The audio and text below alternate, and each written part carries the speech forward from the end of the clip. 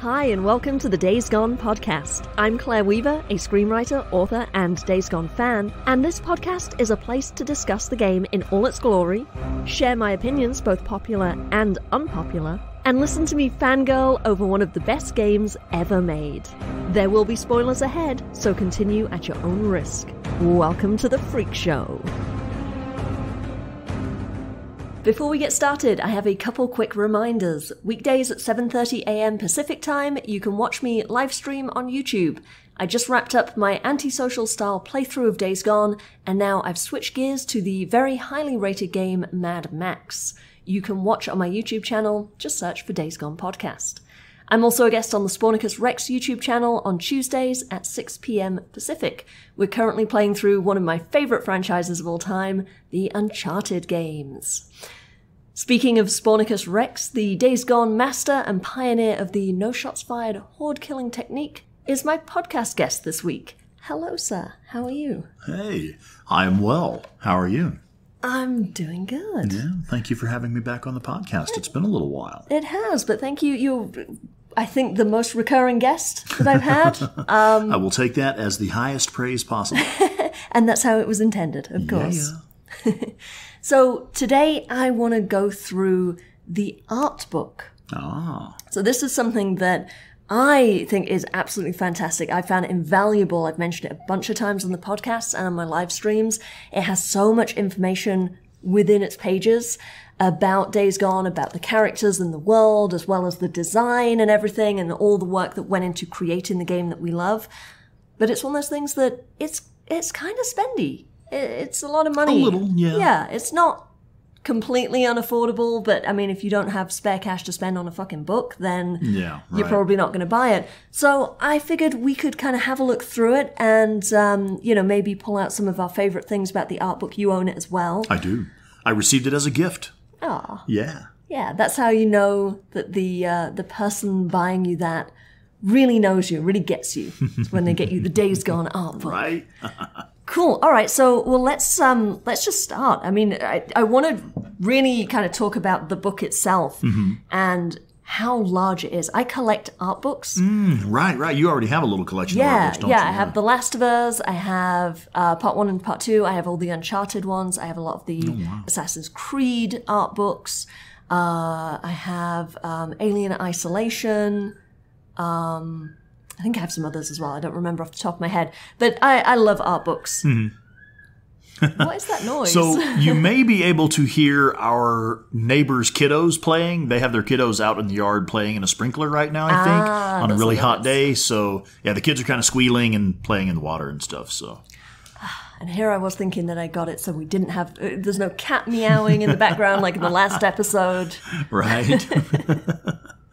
It is what it is. Kids are having fun. It's a beautiful sunny day here in Colorado. Kids are out in the yard having fun. It is what it is. Yeah. So I also really enjoy this art book. I feel like it's one of those things like if you are a big enough nerd for Days Gone that you're listening to this podcast, yes. You should probably have a copy of this book. It's not super expensive, but the wealth of knowledge that you gain from this book and the amount of just really interesting background details, there's such a wealth of knowledge there. It's totally worth it. Right. It's worth twice the price.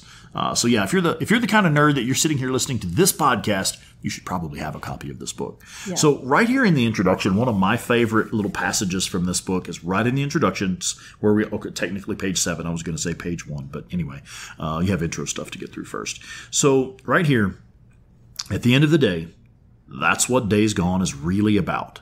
The people.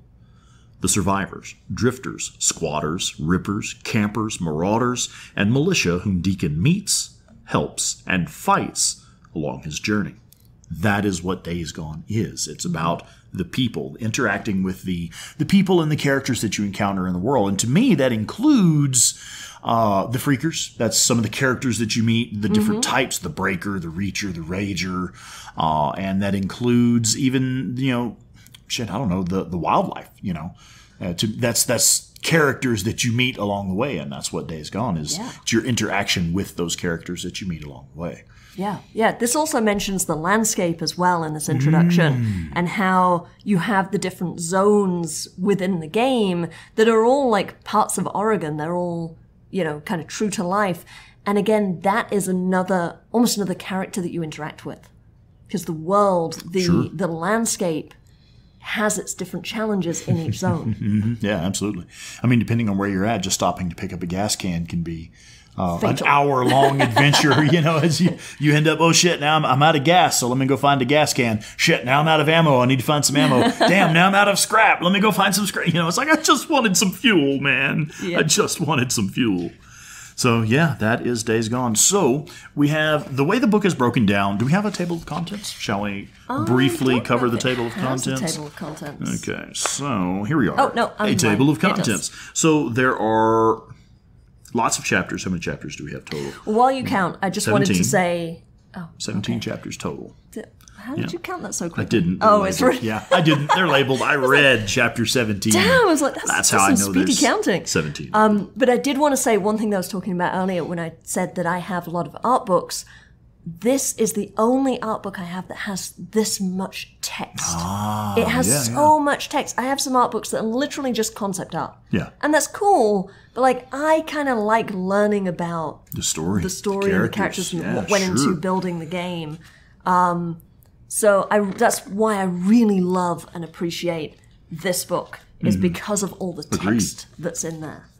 In each chapter about a specific character, they have, what did they call it? The casting notes for that character? Yeah. So the casting sheet. Some of them, not all of them. Oh, so only certain characters have. Okay, so I remember we discussed one for Iron Mike. But yeah, that's some of the most interesting stuff to me is in each chapter that discusses a character that has the casting sheet for that character, that tells you specifically what the developer's image of that character was when they first started. This is what we want him to look like, move like, sound like, think like, and it's all right here in the art book for most of the characters. I don't have a list of which characters have that, but I know most of the major characters do. What I find interesting about these early few pages is it starts out with Deacon, obviously. Right, your main protagonist, yeah. Sure. And it's cool to see the evolution that he went through, because they have some artwork here that looks completely out of place for the game. I'm thinking this one here, that makes me think of, it's like an older Deacon, of almost a little bit more... not Call of Duty, but that's sort of this one does look more. He looks like a hardcore former military, back in the States, but now living in a kind of militarized environment. He looks almost a little militia-esque. Exactly. Yeah. Even though it's supposed to be him in his biker attire, and then there's some that's stereotypical 80s biker. This dude looks like fucking Arnold Schwarzenegger from Terminator 2. Like he stole somebody's biker clothes and is acting like a biker, Yeah. So there's 11 different prior models of Deacon. Some of them are actually pretty cool. Like these two, I think these would actually make the two what look like the more realistic, would look like a cool motorcycle badass who's former military. Right. But it's not Deacon, right? This is somebody else. This is somebody else from somebody else's video game. It's really interesting to see these character models that are so close to Deacon. Still, look cool. Yeah, still a motorcycle badass. Former military motorcycle badass in the apocalypse, but just not. Yeah. Deacon. It's also interesting, a lot of them look older than Deacon. Even these ones where you can't really see the facial features, they just read a little older to me, whereas Deacon has not a youthfulness to him, not compared to this one in the bottom right. At times boyish, which goes with his smart-ass sense of humor, I think. Yeah, it's just he's a little softened, he's not so hardened by life. There's also in the same chapter on Deacon, there are models of some of his rings, 3D models of his rings, and some of the patches and the meaning behind some of the patches. It also goes into some of his early game weapons. 3D models of some of the weapons, like the spiked bat, the early crossbow, the early crappy little stubby shotgun.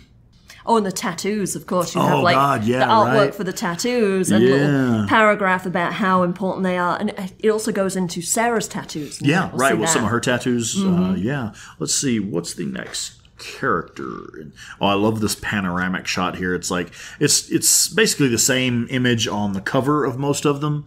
Deacon sitting there leaned up against his bike with his pistol in his hand, and probably one round left, deciding who gets that last round, himself or the nearest freak. This was the reason why I bought the game. Yeah. This was the reason. This image right here, because it's kind of cheesy. It's kind of over the top. It's obviously staged. I mean, the way he's leaning up against the bike with the gun, with the bodies in front of him, and the horde coming up behind, and he's not moving or anything. But it just caught my attention as something that just looked fun.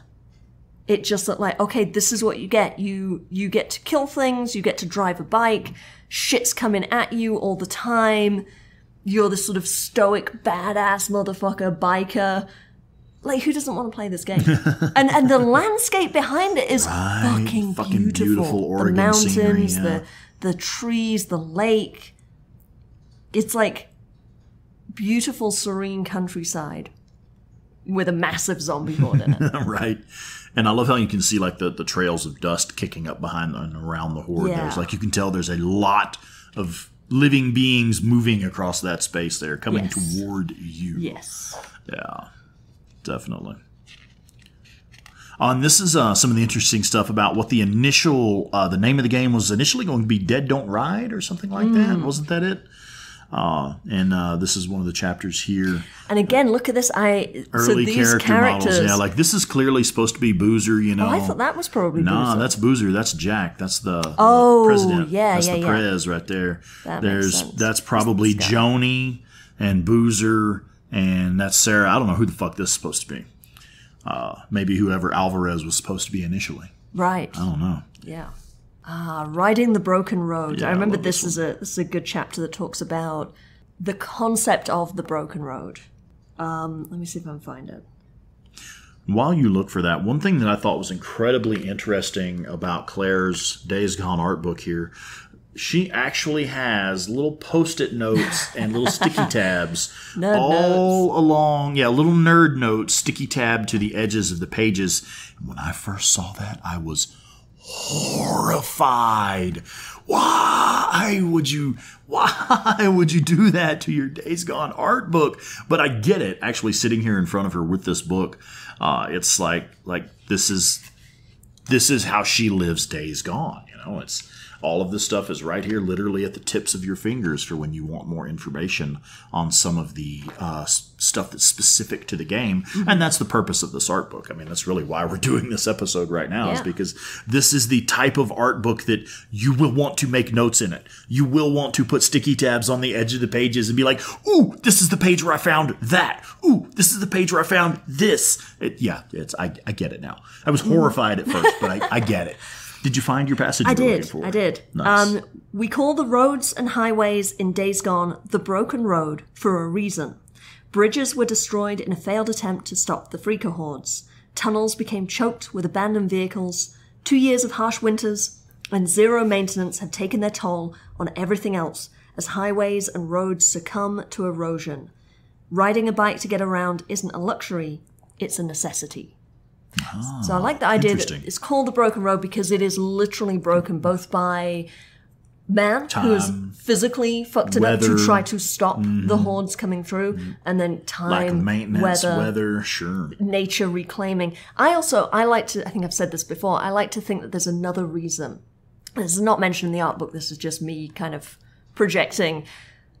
The idea of the world that they live in, with it being 2 years past the collapse of society, and we have camps that have sprung up. Yeah. You could go live in a camp and be relatively safe compared to being a drifter or, living in an ambush camp or as a marauder or raider or whatever. I think the people who still ride the roads are broken because they don't want to join a camp. They don't want to try to rebuild civilization or society or have anything to do with that. I think that it's metaphorically the broken road in that people who ride on it are broken. It's the road for broken people. Sure, absolutely. And also, I mean, that's similar to The Walking Dead. You know, the title of The Walking Dead is, sure, you think zombies because there's dead walking. But The Walking Dead is the people. It's the people as they're shuffling along trying to survive. So that tracks, you know, it's the broken road isn't necessarily the road itself, but also the people you find on that road. And I think that's part of the point of Days Gone.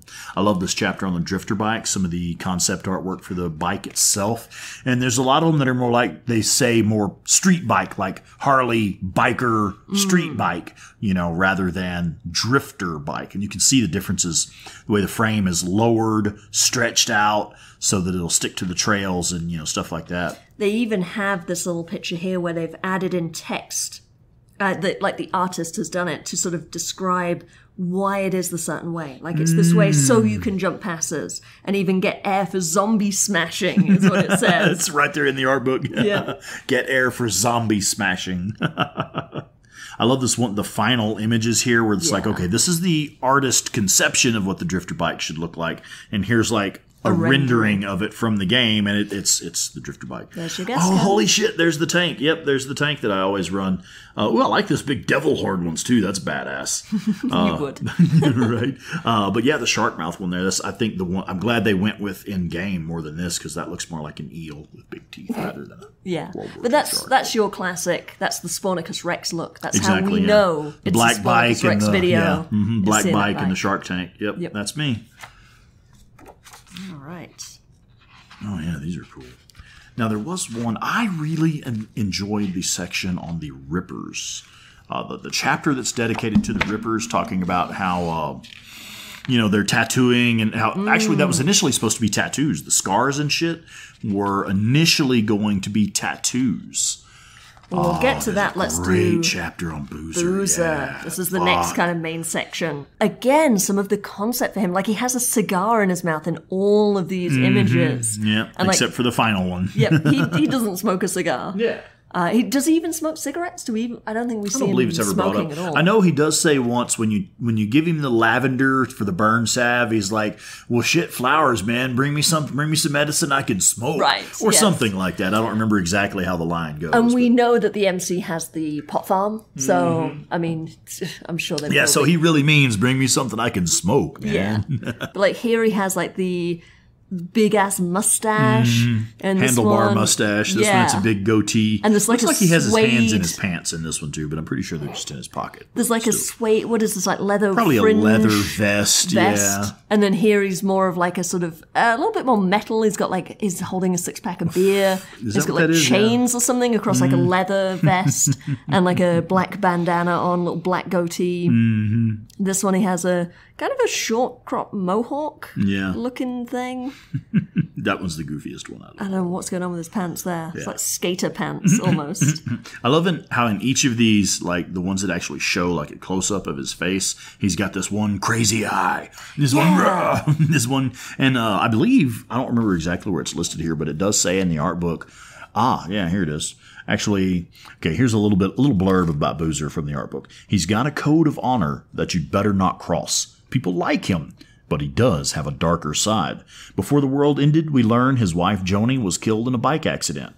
She and Boozer were on a drunken joyride near Crater Lake Highway when Boozer lost control of the bike and put it down. And this is one of the things that you found in the game where you can actually find his wife Joni's memorial, like roadside memorial. Yeah, right there on the road where she died, Yeah, there's a rumor that you can find her grave in the cemetery and interact with it, but no one's ever found it. So I don't think it's that thing. It'll be up there in the Pioneer Cemetery in the north of the Cascades area. Yeah, the top northeast corner. But you can find the memorial. If anyone wants to know where it is, email me, daysgonepod@gmail.com, and I'll let you know. I don't want to give it away in case anyone wants to go hunt for it, because it's fun to go and find. Yeah, I like this bit, following on from what you were just reading. So the MC came and got him, but Joni was dead. The MC forced Boozer away so he wouldn't be charged with manslaughter, but that meant leaving her on the side of the road until the accident was spotted many hours later. And I think we talked about that in the Boozer episode. Yes. About how it kind of mirrors Deacon's story in a way. The idea of having to leave the woman that you love to die, essentially. I mean, Boozer left her, she was already dead, but that's got to feel fucking cold, you know? Especially knowing that he's responsible for her death. And then with Deacon, you know, he put Sarah on the chopper and never sees her again until, you know, for 2 years, assumes that she's dead, thinks that he just left her to die. Yeah. So they both have that in common. Mm-hmm. One thing that is interesting here about this chapter on Boozer here, it says Boozer's perspective of his injury when he loses his arm. It says, all of this backstory is why Boozer is so important in Days Gone. He understands Deacon, what he's going through, and why he acts the way he does. None of this changes when Boozer is badly injured and becomes a burden on Deacon. Boozer has pride, and it kills him to have to rely on his friend. So that's part of why we see Boozer in the state that he's in early in the game, is because he knows that now he has become a burden on Deacon. And that's something you don't really think about until you see it. I didn't think about it. You know, his perspective. That's all I thought about in my first playthrough, but I didn't look deeper than that. Yeah. My first playthrough, I was like, okay, dude, I get it. You've got pride. You don't want to be a burden. But Jesus Christ, like, chill out a little bit. I didn't see the layers underneath it. I didn't see the turmoil and the anguish within Boozer. I just thought he was just, big tough guy. Right. Having too much pride to say, yeah, I've hurt my arm. Yeah, and still dealing with his own demons from losing his wife, and now seeing Deacon go through that. And now he's a burden on Deacon because of his injury. And the whole thing about wanting to ride north to save he's trying to save Deacon. While I'm injured. Yeah, and now we can't ride north. I can't save Deacon because I myself have been injured. Yeah. So this is what I was actually looking for. This is, I was thinking it was part of the write-up on Boozer, but I was mistaken. This is just a caption on one of his images, one of his pictures here. And if you look at it, it's basically, it looks like Boozer drunken with a bottle of something in his hand, attacking a woman who's got a knife in her hand, and like Deacon rolling up on them about to pull him off of the girl. I don't know. Deacon has a gun. Deacon is armed. He's got his weapon ready. And he's shining a flashlight on Boozer. So it's like Boozer is assault. Now, again, this is early character models for Boozer before Boozer became the Boozer we know and love. And then here's the caption. I'll read it. It says, early storyboard. Before Boozer became Boozer, his character was a mean drunk who was constantly getting Deacon and himself into trouble. This characterization was abandoned early on. But I think it's interesting because at the very beginning, Deacon was supposed to be like a really bad dude, like not a nice person at all. Yeah. Somebody that you actually dislike a bit. It was intentional. He was meant to not be likable at first. And he and Boozer were both, just badasses. You know? And there are still some holdovers from that. There are still some scenes, some bits of dialogue that do feel like that mean early concept Deacon where it's like, dude, you're a bit of a fucking asshole right now. Like, I don't like the bit where he's taunting Schizo when Schizo gets locked up. And I know, Schizo. I know, we all hate him, except for me. But his dialogue there is colder than I want Deacon's dialogue to be. I want to like Deacon, and in that moment he is being cruel and sadistic in a way that he wants to torture Schizo, which just seems like, I get it, I get the need for it, but I want a protagonist who doesn't cross that line. And Deacon is going to cross that line. He states it as an intention. The only reason he can't is because Iron Mike stops him by letting Schizo go. Right. But if he hadn't, Deacon would have dragged Schizo out of that hut, taken him out into the shit, tied him to a fucking tree, and called a horde down on him. Absolutely. So I don't like that part of Deacon. I don't think that's a likable part. You're just mad because he was being mean to Schizo. Yeah, don't be mean to Schizo. Oh, look, we even have a 3D model of Jack, the dog. Oh, nice. Oh, so check that out, dog lovers. There is actually a 3D model of Jack the puppy. And it even has how his tail behaves when he's happy. His tail curls up. No. A little concept shot of Boozer walking off with Jack in his arms. Oh, and we have a concept sketches of Boozer's prosthetic. The prosthetic, knife, yeah. When he's weaponized. When they weaponize Boozer, yeah. I like these. There's only a handful of these shots, but they're still cool to me. The shots that show Deacon and Sarah riding through the apocalypse together. Yeah, with some of the other bikers as well. With other bikers. It's like the biker gang is still The biker gang is still there. Oh, here's... Alki, yeah. So for fans of Alki, he's got his own little section in here. So we have a casting sheet for him. We have a casting sheet for Lisa as well. She has her own little page here with the concept sketches for her. Yeah, and if you've been following the podcast or our feedback loop live streams of Days Gone, you know that Lisa is probably the single most important character in the game, really. Yeah. If you're considering just Deacon's story arc and the coming back to humanity. Yeah. Here's a little write-up on Miss Tucker here. I like these. They have these interior sketches of the camps and like how with Hot Springs they turned a kind of public restroom into a little dormitory almost. I think that's kind of cool. Kind of trashy looking dorm, right. But still. Here's one on Copeland. Oh, I think this is where we learn that Copeland got his scar on his face from a fight with a Ranger Bear. Yeah, right. Let's see if we can find that real quick. I know it's in here. Yeah, there it is. Is it in the casting sheet? Copeland is missing his right ear. A scar cuts partway down from behind his temple to his lower jaw, the result of a run-in with a Ranger Bear. And it has some, it has the birthday card that you find, and then it has like a no trespassing. Trespassers will be ventilated poster, and you can have my gun when you pry it from my cold dead hands. Second Amendment, pro Second Amendment poster. Little write up on Manny here, on some of the other people from Lost Lake, from Copeland's camp. Here's Damon, the merchant, Jezzy, the bounty collector. Now we get this to one, Sarah. Yeah, this one I love. There's a bunch of info on Sarah, and I like some of these different, just like the portraits of her. They did a lot of work getting her personality just right in the images. Some of these, it's amazing how different the personality is. Some they're a little too sweet, a little too round-faced, a little too mean, a little too sharp, too a little too sweet. This one's a little too badass. This is more like she's been with the militia for years and is just a fucking badass Or now. she could be a biker. Yeah. And I guess these are different versions of the ring, maybe? Or is it different rings? I think these are rings wears? that she wears, I so, see. like, we have Boozer's rings and Deacon's rings early on. They also put a lot of thought into Sarah's rings. And her tattoos. And her tats. I love these drawings of her tats. Yeah. Those are really cool. So, actually, now, these are actually off of her, are they not? Yeah. So, I would say anyone who is considering a Days Gone, especially any of the ladies who are considering Days Gone inspired tattoos, check out this art book.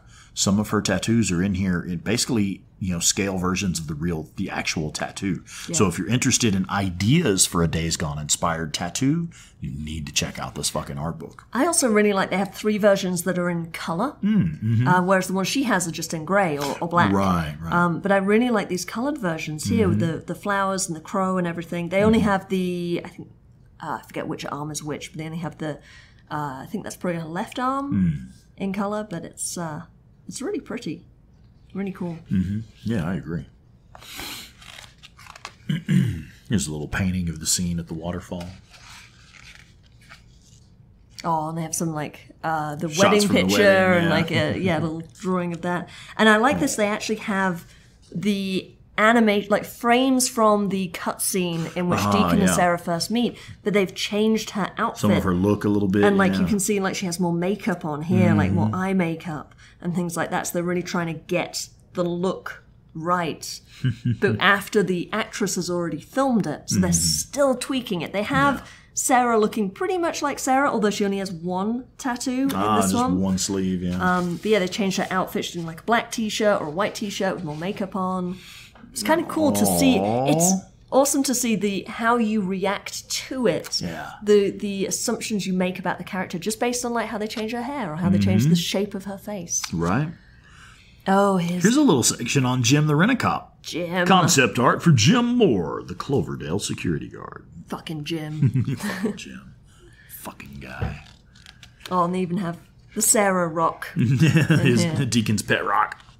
Fare thee well, This chapter is on interesting. Farewell. Yeah, so they have a little bit of backstory about Farewell, which was actually the original name for Bend. It used to be Farewell Bend. Right. So the town that Bend Studio is from, they got the name Farewell from. And I just love it as a name for a post-apocalyptic setting. Yeah. Like, well, I know it's not set in Farewell, but having that be part of the story, because it's like farewell to everything you knew and loved. Mm-hmm. And I love they have the different, the very first shot, that billboard. Mm-hmm, the first thing you see where it says, in-game, you won't survive hunting season without us, and the Molotov hits in, it just says, you won't survive. Yeah. They have different renderings of that. Like, they even went through and created different options for that. Ooh, one of the early drawings of a newt. I guess this is the newt that stabbed Sarah. Yeah. Mm-hmm. Oh, wow. So it shows a adolescent in the process of turning into a freaker. But the vicious, they become so highly violent from the early stages of the virus. This one, little bastard was running around stabbing folks with a knife instead of using teeth and claws. Yeah. So here we get some of the chaos of the city initial, as the outbreak. city's falling apart. Yeah. Oh, God, I love this cool one. Image. I want a print of this on the wall on the stairwell, I think. Like instead of having like the old scene with like naval vessels on fire in the harbor, let's just do the city of Farewell on fire. Yeah. Yeah, these are all like concept art from the scenes as they're trying to escape Farewell. Mm-hmm. Very cool. Ooh. Yeah. Ooh, now we get into Here's the Nero. helicopter and the Nero information. Someone was asking on Reddit recently if Nero is supposed to be a reference to Emperor Nero. I mean, it doesn't say in the art book, but I can only assume that yes, it probably is. It doesn't say it's not. Yeah. So this is interesting. Just a little information tells you a little bit about how much thought Bend put into this shit. To make Nero believable, we put a lot of detail into every aspect of the agency. Does the logo look authentic? Their hazmat suits, their helos, everything was heavily researched before designs were finalized. Just to make it that much more realistic. Mm-hmm. What have you done? Yeah.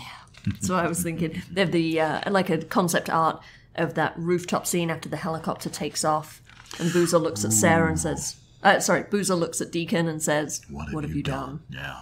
So we're getting into the chapter, The Freak Show, as, the intro to the Days Gone podcast. Welcome to The Freak Show. This chapter is all about the freaks, and I love it's got this little four picture progression here: a normal person, early stages of the virus, mid stages of the virus, and late stage of the virus where they're actually full-blown freaks.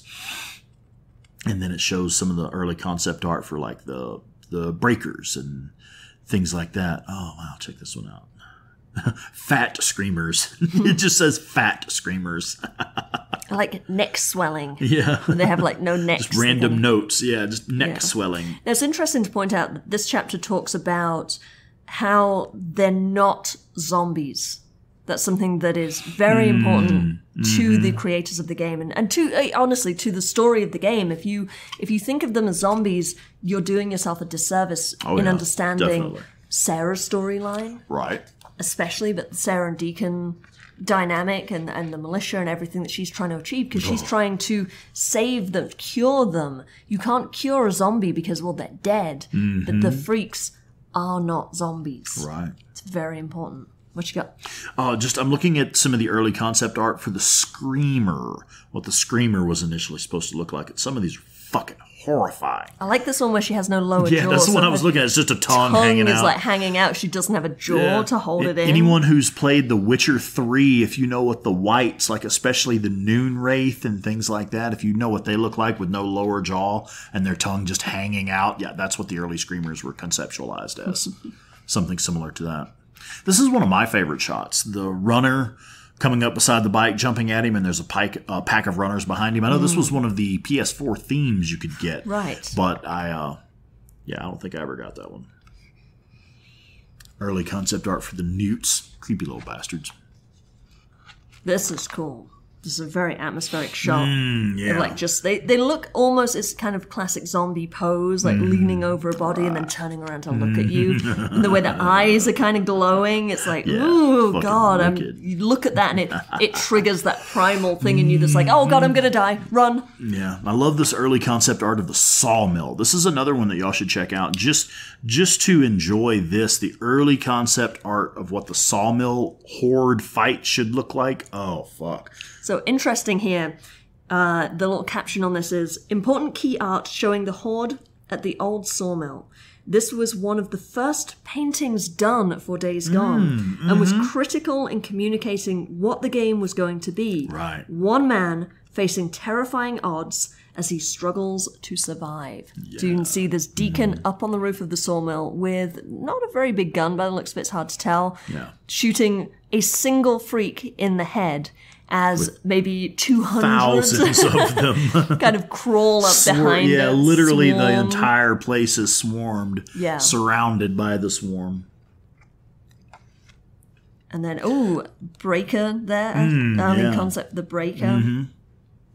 And then this is interesting, how swarms work. So they have like 4 different images of a car getting overrun or Deacon standing on top of a car as the freaks surround it. And if there are like 5 to 10 in a swarm, 10 to 20, 20 to 30, and 30 to 40 freaks, they're pictured differently. Yeah. It's kind of showing what level of overrun you are when you're surrounded by this number of freaks. Yeah. Oh, this is fucking badass. Nighttime shot with napalm Molotovs going on. Right. Or just regular Molotovs, maybe. Oh, here's Nero doing research on some of the freaks as they're turning. Oh, shit, check this out. I've never noticed this detail. This is Deacon and O'Brien. Yep. This is Deacon helping O'Brien take samples directly from freaks. I'll bet you initially there were missions where, the missions where Deacon has to go in the cave and get the samples for O'Brien and shit. I'll bet you there were some where Deacon and O'Brien were supposed to do these missions together, because right here in the art book, here's Deacon and O'Brien working to hold that something. Like, Deacon has his foot on this thing's neck, turning it on its head, holding it down while O'Brien's getting a sample from its arm. Yeah. That's badass. Oh, and there's O'Brien's casting sheet. Yeah, that's a good one. I love this that's included in here, the design for the Nero checkpoints. And that's pretty cool. For the tents and the trailers and stuff, I've always liked looking at that. Ooh, look at that. It's like a comic book almost drawing of the scene where Deacon makes contact with O'Brien. Yeah. It's like a scene out of a graphic novel. Some of the crashed Nero helicopters. Oh, here we go. We're into Lost Lake. We've all done things. So this is the section, if we find Iron Mike in here. So this has like a lot of cool stuff with the camps with Lost Lake. Casting sheet for Schizo. Iron Mike's casting sheet. And this is where we get the crucial information that's missing from the game. What happened at Sherman's camp? This is where we got the information from for the podcast episode about Iron Mike and everything you and I have talked about and I've talked about on other episodes. Right. So, and you and Quasimodo did the episode on Iron Mike, right? Yep. Yep. So this kind of gives you just enough to understand where Iron Mike's coming from, what he's saying. And then we have Schizo's casting sheet and some cool concept art for Schizo, like some different kind of looks for him. He looks like a douche in all of them. I wasn't going to say it. I was going to wait for you to say it. Ooh, concept art for the incident at Sherman's camp. The aftermath of the incident at Sherman's camp. God damn. Yeah. Brutal. I love how here you have the letters, because it's in is it a nursery or library or something? It's like a kid's library or daycare or something like that. Gotta be some kind of daycare and or something. It says like alphabet letters up on the wall. Ooh, the mine. Lady Frances Mine. What is the Lady Frances Mine? I think this is not one that we actually go into in the game. It's the Lucky Lad mine. Go into with Schizo. And the layout looks different, but it's kind of cool to see like the different kind of archways and doorways and things that they had in mind. I assume a lot of this carried over to the Lucky Lad mine. Ooh, the standoff with Carlos. That's a good one. Concept art of that scene.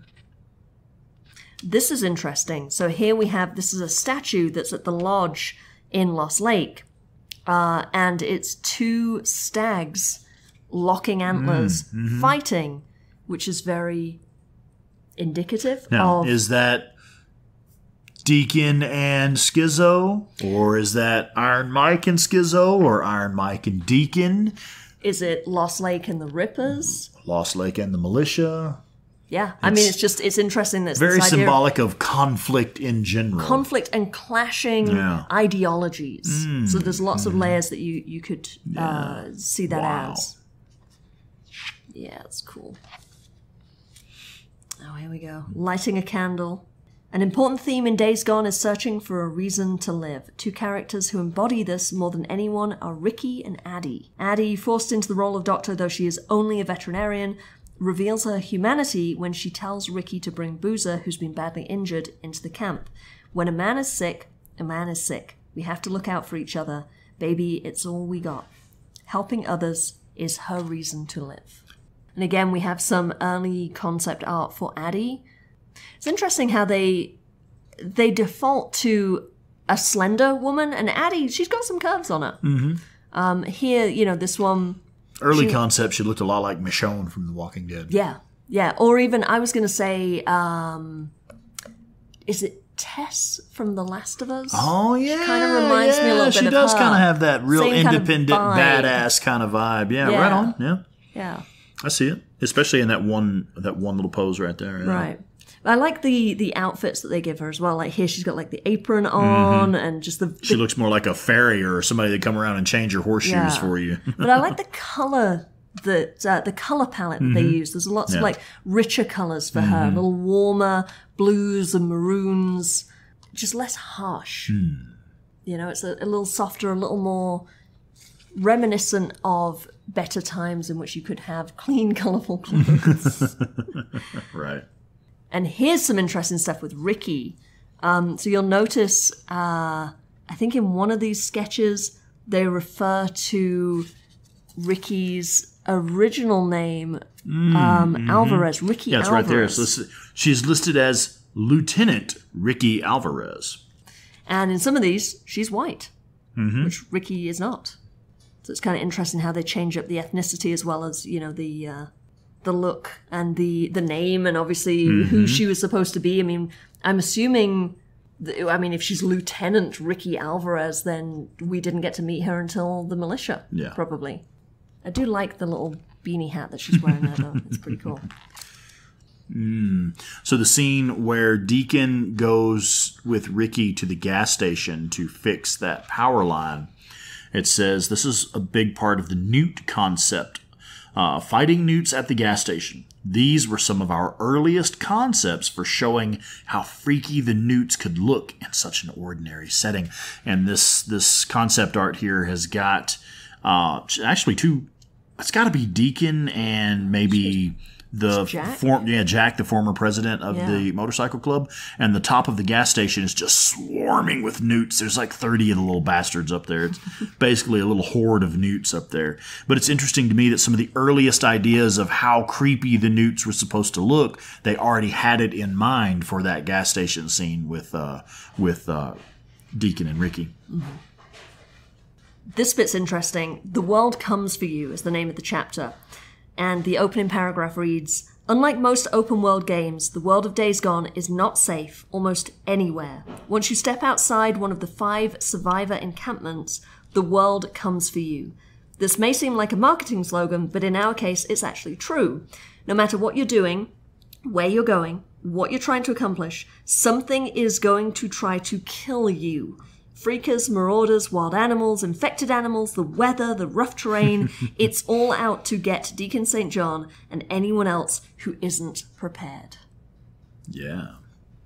And that's exactly what we were talking about. It's like sometimes with Days Gone, it's like, I just wanted to get some gas. It's like, no, fuck you. You're now on an hour-long mission just to survive. This is cool. I like these pages. So we have like concept art for the Marauders, and it's like the different levels of enemies that you fight, like depending on how armored they are, what weapons they have. So, they have the guys with the crowbars, and like 3 different versions. The guys with the shotguns, 3 different versions. The heavy, what is that? That's a flamethrower. Mm-hmm. Yeah, 2 flamethrower heavies and a machine gunner heavy. Yeah. And even here, like, there's this guy, so they have, like, all the different outfits, and then there's one that's just a dude in underwear. So I was like, were they going to put in just some, like, you could sometimes be assaulted by a crazy dude in underwear. Just in his underwear. And I like how some of the armor or whatever is like, very kind of, like, mishmash. Like, these almost look like hockey pads and shit. Yeah. Ooh, here you go. This machete. Before you get to that, look at the caption on this page. Cannibals. Yeah. They actually intended to have cannibals. Well, I mean, there is that one mission where cannibalism is mentioned. But they're actually like, these are, fucking crazy looking people covered in blood who definitely look like they're going to eat you. Not in a fun way. Yes. Oh, look, and here's the old... one of the original logos for the game, Dead Don't Ride it's logo. The Mongrels logo with Dead Don't Ride written kind of like the... it looks kind of like the Mongrels MC logo. Yeah. Mongrels Family Original. I love the character art for the weapons. Some of these, they look better than they do in game. This shit looks real. Yeah. Wait a minute, what is this weapon here? This is a frag grenade. I guess this is what your early attractor bomb and attractor was supposed to look like. So it's a frag grenade with like a cell phone on the side of it or something. There's one with like a little Casio watch strapped to it. That's funny. Oh, some landscape artwork. It's cool. I love, this is cool with the snowy scene with the crows and the marauders and the freaks, the Nero MMU. They even have Hungry Jim's menu, the Lumberjack Cafe. They even have the actual menu. So, okay, what do you want?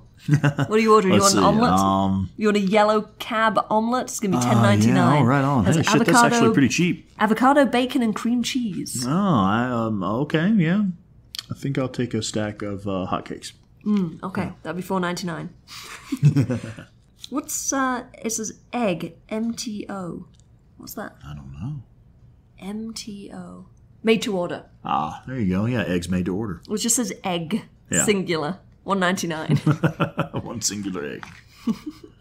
Ooh, here's the bunkers. Yeah, the actual, like, side view of what the bunkers look like from the outside. Yeah. Ooh, here's the wrecked plane. Ah, yes. Jefferson Airlines. This is where we start getting into the Rippers. You wanted to talk about this. Yeah, man, the chapter on the Rippers. This is actually one of my favorite. And, I'm not like, I don't know, I'm not a big nerd for the Rippers in game or whatever. They're an interesting enemy, I think. But this shows that initially their scars and stuff were just going to be tattoos. Just like a lot of different tattoos. And there's like, what do we have here? 2, 4, 6, 8, 10... like fucking 20 different versions of what the RIP logo was supposed to look like, or what they were, initially considering. And I love this one that's like a railway spike. Yeah, that's fucking badass. This one almost looks like it says rap. It does, the eye kind of wide. Yeah, the eye's kind of weird. My favorite, though, is the RIP with the pentagram down here. That's fucking wicked. But I'm glad they went with something more extreme. Like, no, these dudes they're actually scarring themselves up. They're not just putting permanent tats on themselves. They are scarring themselves up. Yeah. The concept art of what the Ripper compound looks like, the feel of it. It's like, that is one bleak, bleary kind of fucking place, man. They have somewhere in here, like, pictures of the inside of the golf resort, golf lodge, whatever it's called. Yeah, sure. And you can see like how they've put all the Ripper stuff everywhere. Oh, look, they even have a big machete with "Prepare for the Rising" kind of scratched in the side. There's one of the Ripper weapons. Ah, the dead zone. So now we're moving south of the mountains. And the dead zone is what they call the burn area, which I think is pretty cool. I have some concept art for that. And our boy Wade Taylor. Casting sheet for Wade and some early concept art. The thing I love that they went with him is the yellow. The yellow. The bright colors on his jacket, yeah. And it's like they have some, like here he's a little more muted. In all of his concept art, he's got some bright colors. I don't know, except maybe this one not so much. But still, it seems so reminiscent of having a style and having a little bit of like streetwear. Like, look at his shoes. They seem like streetwear shoes. Like, how would you survive for 2 years with that? And here's the Rager Bear. Rager Bear. I love this one shot here of Deacon facing off against a massive Rager Bear with a fucking spiked baseball bat in his hand, and that's it. It's like the Rager Bear is covered in barbed wire. Like, your spiked baseball bat is not going to hurt it. Captain Derek Corey, casting sheet, and some interesting concept art. Very different kind of style. Yeah, so this chapter is the journey to Wizard Island. So here we have Crater Lake. That first view you get of it from up top on the rim. Up there at the scenic overlook. Yeah. It's cool. You see all like little campfires and stuff. It makes it look massive. Yeah. And also you see how it's just been completely stripped of all trees. Everything, yeah. Destruction to rebuild. Yeah, it shows the irony of the Colonel's plan in that, you know, he has this vision of rebuilding, but he is just a destructive force. No. It's never going to work. I don't know what this is here. There's a scene. I assume this is when Deacon gets found out, maybe, or... Oh, no. And I think this is actually just the Colonel taking yeah. jewelry off of new recruits. But this isn't... I don't know who this is. It's early. That's definitely the Colonel, just an early rendition of him before they had a look in mind. Right. It's just the feel of it. It does feel very sinister. There's a soldier holding a new recruit in place so they can take her jewelry. Yeah. Yeah. And he's got his arms up like it's some kind of religious experience, you know. Yeah, it's very, like, symbolic. Yeah. Ooh, the gallows. Sketches and concepts for the gallows area, an important story area. This is where the Colonel swears in new recruits and executes those who go AWOL. So it's like the high and bye area. We have Jim again. We have his casting sheet and some sketches of Jim post-collapse. The 2 years later Jim, the 730 days gone or whatever it tells you.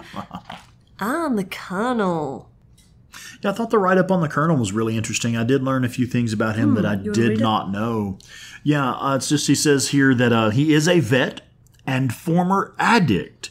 He spent the last couple of decades warning his God's Army revival movement that the end was coming.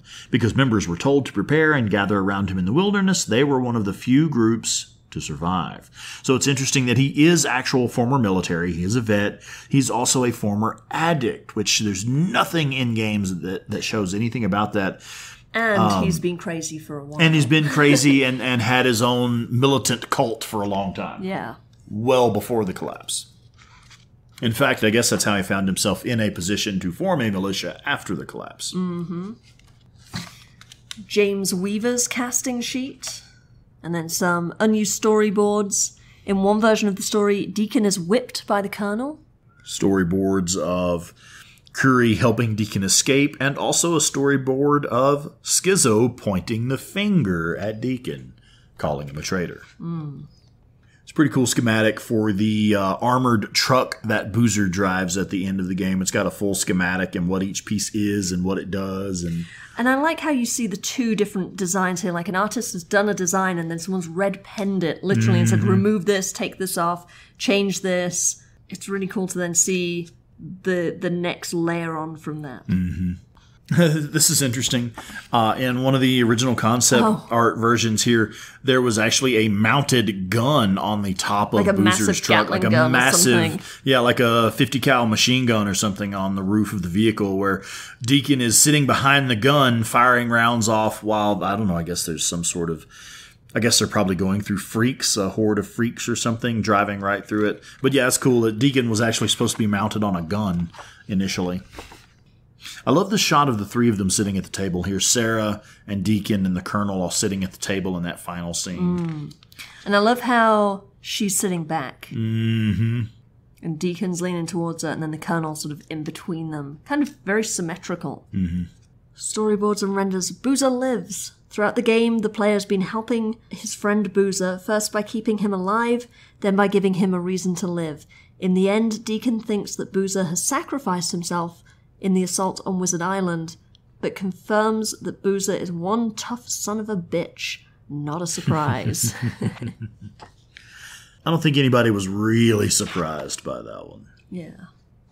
And there's one bit at the end that, if I can find it, I want to read. For all of us that worked on the game, it was an epic journey of creativity. For Deacon St. John, it was an epic journey of redemption. In the end, it wasn't really about finding the woman he loved. It was about finding a reason to live and learning that those were not the same thing. As he tells Sarah when he learns that she's not trying to kill newts but cure them, most people out there, they're just trying to survive, and here you are, trying to save the goddamn world. When Deacon rallies the Lost Lake camp to fight the militia, he's not doing it just to save Sarah. He's doing it because it's a cause worth fighting for and worth dying for. And maybe that's what Days Gone is all about. The idea that if there's nothing in your life you're willing to risk everything for, maybe you don't have a reason to live. I think we end it there. Yeah, it's pretty fucking profound. Yeah. All right, well, thank you so much for coming back on the podcast, looking through the art book with me. I have a couple things just to run through before we wrap up. You can support the Days Gone podcast via buymeacoffee.com/daysgonepod, where you can throw a little money in the tip jar if you're feeling generous. That really helps me with the overhead costs of running the show. You can also support the podcast by simply leaving a review on Spotify or whatever app you listen to us on, and subscribe and give us a thumbs up on YouTube. That helps the algorithm do its thing so more people can find the podcast. All right. Thank you so much. It's been a blast. Absolutely. So, yeah, chance to be on the podcast? Hell yeah. Excellent day. Chance to sit here and peruse the art book? Hell yeah. Excellent day. Fuck yeah, man. Let's do it again sometime. You can email me your thoughts, comments, opinions, and counter-arguments at daysgonepod@gmail.com. You can also find me moderating the Days Gone subreddit. Thanks for listening. Weaver out.